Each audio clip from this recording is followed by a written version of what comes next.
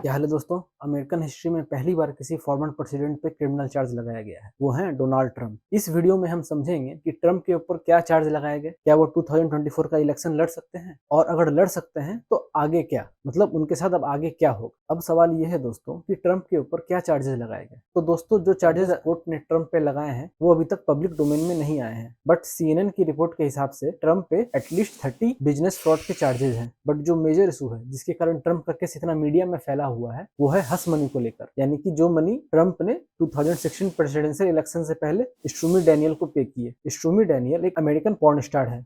अभी मैंने हस मनी का जिक्र किया तो आप थोड़ा हस मनी समझ लो, तो इससे आपको केस समझने में आसानी होगी। हस मनी वो मनी होती है जो एक पर्सन दूसरे पर्सन को पे करते हैं ताकि दूसरा पर्सन पहले पर्सन की इलीगल या सेमफुल एक्ट को अपने तक ही रखे। मतलब दूसरे पर्सन को चुप रहने के लिए पहला पर्सन जो पैसा देता है उसी को हस मनी कहा जाता है। सिंपली हस मनी किसी की साइलेंस खरीदने के लिए दिया जाता है। एक्चुअली 2016 में यूएसए में प्रेसिडेंशियल इलेक्शन थे और ट्रंप रिपब्लिकन पार्टी को रिप्रेजेंट कर रहे थे। उसी टाइम डोनाल्ड ट्रंप के पर्सनल लॉयर माइकल कोहेन ने स्टोमी डैनियल को $130,000 यानी कि अप्रॉक्स 1 करोड़ रुपीस चुप रहने के लिए दिए। क्यों दिए, चलिए आगे समझते हैं। एक्चुअली ये स्टोरी 2006 में शुरू होती है जब पहली बार ट्रंप स्टोमी डैनियल से निवेडा गोल्फ रिजॉर्ट में मिले थे। उस समय स्टोमी डैनियल 27 ईयर के थी और ट्रंप 60 ईयर के थे, और उस वक्त ट्रंप जाने माने रियल एस्टेट टाइकून थे, मतलब उनका रियल एस्टेट में अच्छा खासा नाम था। वहीं से उनका अफेयर शुरू हो गया। ट्रंप का एक रियलिटी शो भी था, द अप्रेंटिस, और डैनियल ने अपनी बुक फुल डिस्क्लोजर में क्लेम किया है कि 2006 में ट्रंप ने उससे सेक्सुअल फेवर के बदले द अप्रेंटिस रियलिटी शो में रोल देने का प्रॉमिस भी किया, बट उसको कभी शो में रोल नहीं मिला। ये थी दोस्तों ट्रंप की 2006 की अफेयर स्टोरी जो स्टोमी डैनियल ने क्लेम की है। बट इस अफेयर के चलते ट्रंप को क्या प्रॉब्लम हुई वो अभी हम समझते हैं। अब चलो 10 साल आगे बढ़ते हैं। 2016 में यूएसए में प्रेसिडेंशियल इलेक्शन हो रहे थे और डोनाल्ड ट्रंप रिपब्लिकन पार्टी को रिप्रेजेंट कर रहे थे। आप एक बात जान लो दोस्तों कि यूएसए में 2 पार्टी सिस्टम है, मतलब यूएसए में सिर्फ 2 ही पॉलिटिकल पार्टीज है, एक डेमोक्रेट्स एक रिपब्लिकन। वहीं इंडिया में मल्टी पार्टी सिस्टम है, मतलब इंडिया में मल्टीपल पार्टी एग्जिस्ट कर सकती है।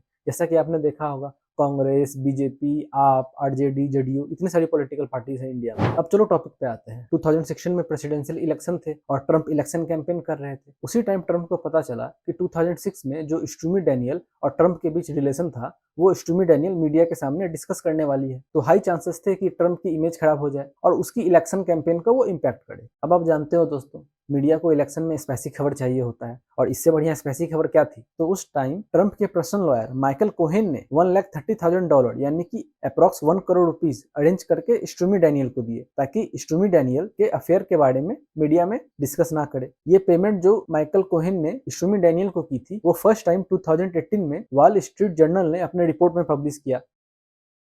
अभी मैंने आपको क्या बोला कि ट्रंप के बिहाफ में किसने पेमेंट की थी, माइकल कोहेन ने। तो इनिशियली माइकल कोहेन ने डिनाई किया कि उसने पैसे अरेंज करके स्टोमी डैनियल को दिए हैं, लेकिन बाद में माइकल कोहेन ने पब्लिकली एक्सेप्ट किया कि उसने ट्रंप के कहने पे स्टोमी डैनियल को $130,000 दिए हैं। अब देखो दोस्तों, आप सोच रहे होंगे कि ट्रंप ने स्टोमी डैनियल के साथ रिलेशन रखा और उसको चुप रहने के लिए $130,000 दिया, तो ये तो इसका पर्सनल मैटर है, तो इसमें कोर्ट का क्या लेना देना, कोर्ट इसमें क्यों इंडल्ज हो रही है। तो अब इसको जानते हैं। जब इन्वेस्टिगेशन एजेंसी को ये बात पता चली कि माइकल कोहेन ने ट्रंप के कहने पे स्टोमी डैनियल को $130,000 दिए तो इन्वेस्टिगेशन शुरू हुई। अब देखो दोस्तों, माइकल कोहेन ने ट्रंप के कहने पे स्टोमी डैनियल को $130,000 दिए। अब ट्रंप वो पैसे माइकल कोहेन को वापस करेंगे, तो ट्रंप ने वो पैसे माइकल कोहेन को as a legal fee show करके वापस कर दिए।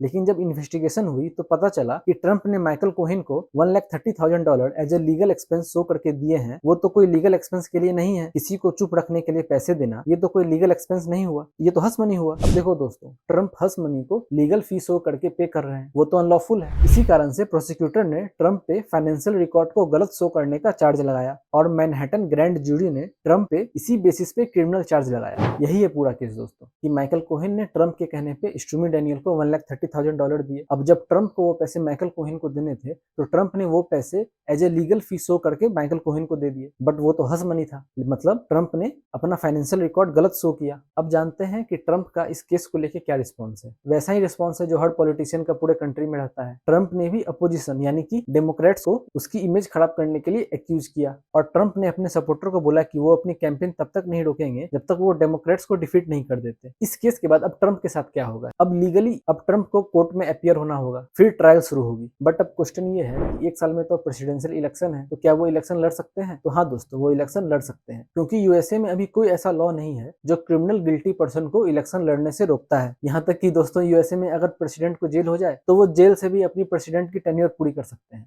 मतलब वो जेल में रह के प्रेसिडेंट का काम कर सकते हैं। ऐसा लॉ है यूएसए का। बट इंडिया के केस में ऐसा नहीं है। अगर इंडिया में किसी पर्सन ने कोई ऐसा ऑफेंस किया जिसमें कोर्ट उसको 2 साल या उससे ज्यादा की सजा सुनाती है, तो वो 6 साल तक इलेक्शन नहीं लड़ सके, जैसा रिसेंटली अभी राहुल गांधी के साथ हुआ। अगर आपको राहुल गांधी के केस के बारे में और डिटेल से जानना है तो आप मेरी ये वाली वीडियो देखो, मैं इसका लिंक डिस्क्रिप्शन और ऊपर दोनों जगह दे दूंगा। अब देखो ट्रंप ने क्या किया। ट्रंप ने इस केस के चलते पब्लिक का सिंपैथी भी लेना शुरू कर दिया। ट्रंप और उसकी टीम ने फंड रेजिंग ईमेल सेंड किया 2024 के इलेक्शन फंड के लिए, और एक दिन में ट्रंप ने $4 मिलियन यानी कि अप्रॉक्स 33 करोड़ रुपीस रेज कर लिए पब्लिक से 2024 इलेक्शन कैंपेन के लिए। और उनके कुछ सपोर्टर का ये भी कहना है कि ये चार्जेस फर्दर पब्लिक को ट्रंप के टुवर्ड्स मोर सिंपैथाइज कर देंगे। No, I'm going to vote for President Trump. तो दोस्तों यही थी पूरी स्टोरी ट्रंप की कि आखिरकार ट्रंप के साथ क्या हुआ, स्टोर्मी डैनियल और ट्रंप का क्या लेना देना है। इस वीडियो में इतना ही। अगर वीडियो अच्छी लगी तो लाइक कर दें। ऐसा ही कंटेंट और देखना चाहते हैं तो चैनल को सब्सक्राइब कर दें, और कुछ बोलना है मेरे बारे में या वीडियो के बारे में तो कमेंट कर दें। फिर मिलेंगे एक नई वीडियो में एक नई उमंग के साथ। तब तक के लिए जय हिंद, जय भारत, टाटा।